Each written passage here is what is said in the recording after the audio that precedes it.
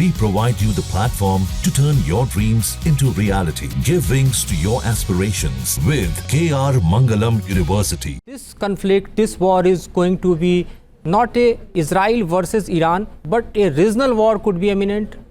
Do you think that it depends on the Iranians? Look, if they decide to attack other countries, those countries will have to decide whether to defend themselves and retaliate. Israel is not interested in a regional war. On the contrary, what we are doing right now is actually preventing a regional war. Because if we wouldn't have taken action against the Iranian nuclear capability, then the Iranians would have continued to wage wars in this region forever. Look, there is a very, very similar case in history that we have to take example from. 100 years ago, the powers of Europe had to decide whether to tackle the rising Nazi regime, Adolf Hitler. And they were so concentrated in trying to prevent war that they brought the worst war in the history of mankind with 60 million people dead. If we wouldn't have acted against the Iranians, the number of casualties that this machine of aggression that Iran, the regime is creating, would have brought death to millions of people. We've seen what they've been doing in in Syria, for example, when they're assisting the bloody Assad regime. 500,000 people were killed there. So the future of the Middle East actually would be much worse if the Iranians would be allowed to continue with the plan. So by defending itself, Israel actually is defending the region and defending the world. Ambassador, do you think USA and European partners of Israel has done enough to deter Iran? How do you interpret the recent statement of American President Donald Trump suggesting that Iran and Israel should make a deal and will make a deal? Mm-hmm.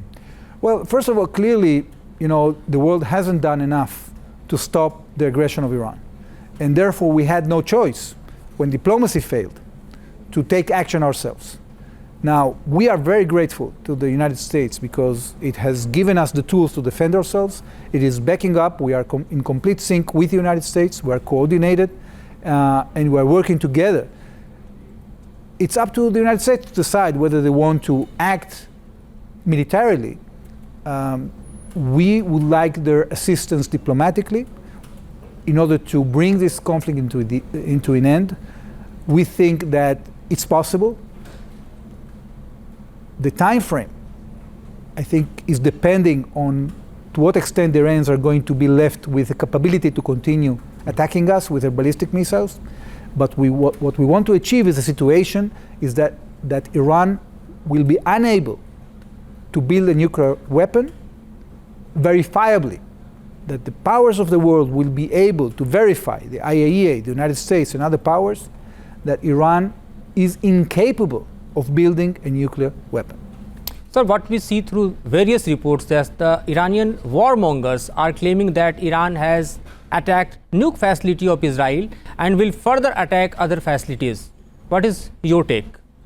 Well, I think that it's very clear that if we don't stop this regime, the results will be disastrous, not only for us, but for the world. And, Israel is a country, as I told you before, that it concentrates in building itself, in building prosperity for its people. I just saw statistics before I arrived. In 1990, the GDP per capita of Iran was $10,000. Now is less than $4,000. Israel's GDP per capita in 1990 was a little bit more than 10,000. Now it's 57,000.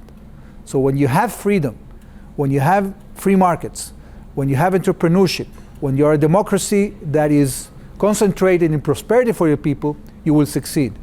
But when you are concentrating in war and creating machines of aggression, that is very bad news for the Iranian people and for the region, and we hope that Iran will change course.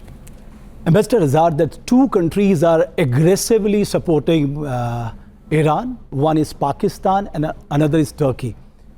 How do you see this alliance? Well, I'm not sure that these are alliances. I think that when you have an alliance, then you have support that is just more than words. You have financial support, you have military support. I don't think that this is the case, okay?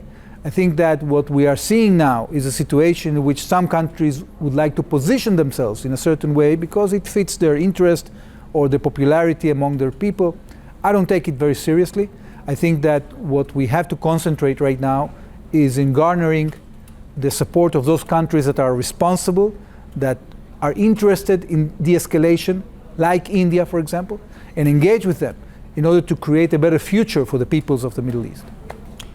Ambassador sir, there are Quds forces that are being supported by Iran since long. We have seen whether it's Hamas or Hezbollah or Houthi.